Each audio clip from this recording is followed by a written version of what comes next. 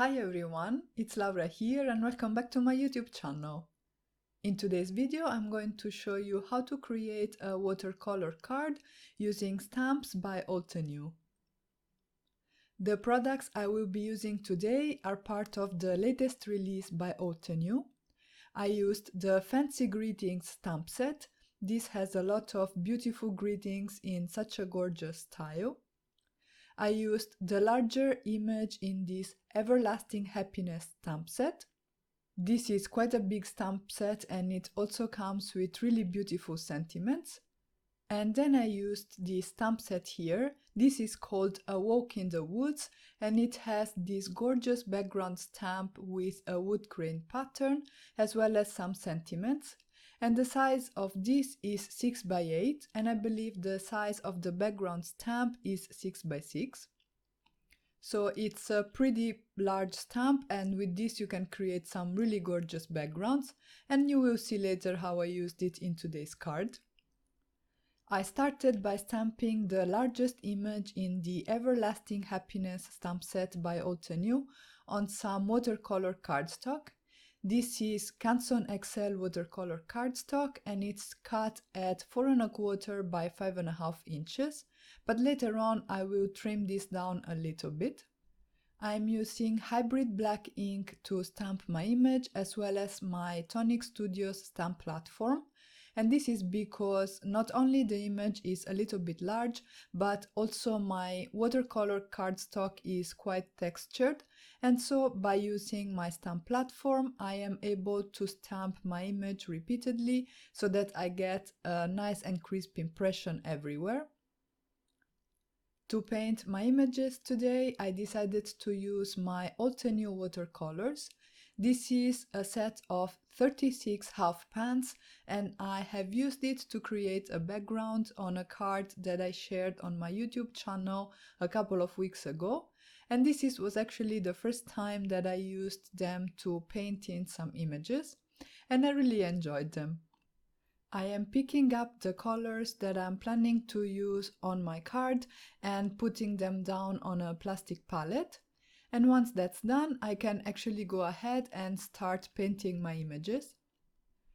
Today I will be using the wet on wet technique, which means that I am going to wet my images with clean clear water before actually adding any pigment to them. For the flowers I went petal by petal.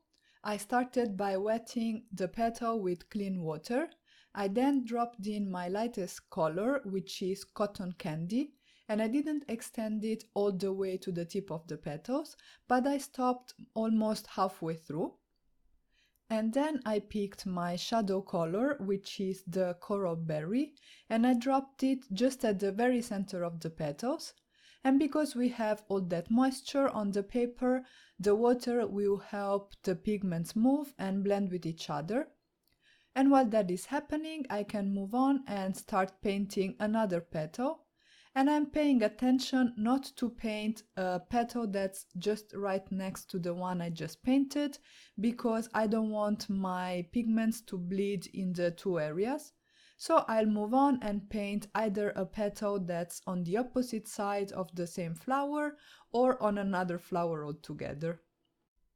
The petals look a little bit faint at the moment and they don't have a lot of dimension, but with watercolor I prefer to work in layers. So once this first layer is completely dry, I'm going to come back in and add more shading and intensify the colors. And this is a more controlled way for me so that I'm sure that I don't add too much color and end up with a very flat result in the end. So this is usually how I paint my watercolor images. For the leaves I used bamboo and forest glades, and I added the forest glades just at the base of the leaves because that will be the darkest part. And while I finished painting this image, I wanted to let you know that this card is part of a blog hop with giveaways to celebrate the new Altenew release. This came out this morning and is already available for purchase on the Altenew store. and you will find links to my blog as well as to all the products that I used to create this card in the description box of this video. So make sure to visit my blog if you want more details about the hop and the giveaways.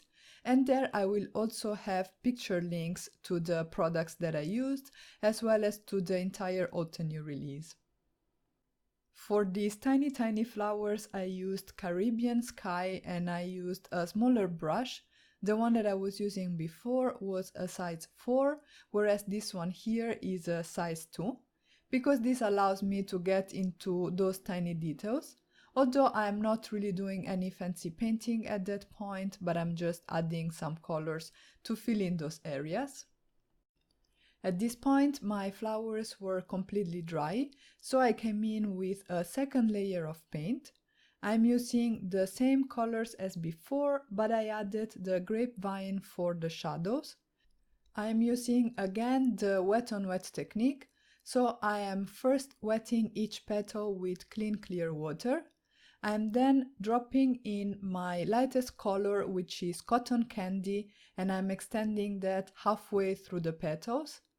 I'm then adding the coral berry in the inner part of the petals, and finally dropping in grapevine just really at the very center of each petal, and I let the water do the blending for me. I went ahead and finished up painting all the petals with the second layer of paint, and then I moved on and started adding a little bit more detail to those tiny flowers. I used lavender fields and a very fine tip paintbrush, and I'm painting only the very center of the flowers. This time I am not wetting the area before, nor I am doing any blending, because these flowers are so tiny that basically if I had added any water or if I had done any blending, I would have ended up with a flat color on the flowers. If you wanted to, you could skip this step, but I feel that these extra touches add dimension and make your projects look a little bit more complete. I wanted to fill in my background with a very light wash of blue.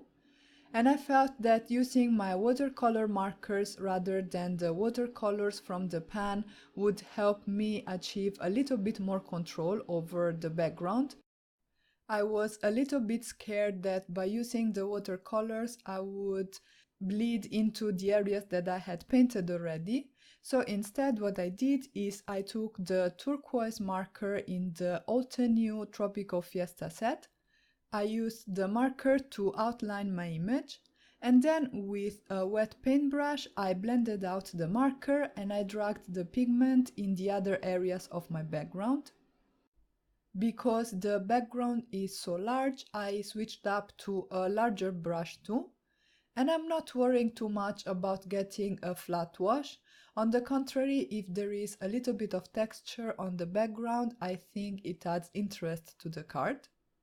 This also allows me to work in sections and not to having to worry too much about certain areas drying while the others are still wet.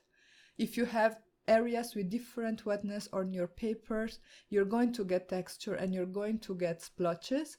But as I said, for this painting, that's actually something that I thought would add something to the project, so I could work a little bit more relaxedly. To add some texture to the flowers, once the background was dry, I added some strokes from the centers towards the tip of the flowers using some Prismacolor pencils in matching colors. I do love the look of watercolored images, but I feel that personally I still struggle to get the amount of depth and definition that I want in my projects, and so adding some details with colored pencils is a way to overcome this. I cut out a very quick mask out of some copy paper and I used that to protect my images because I also wanted to add some splatters to the background.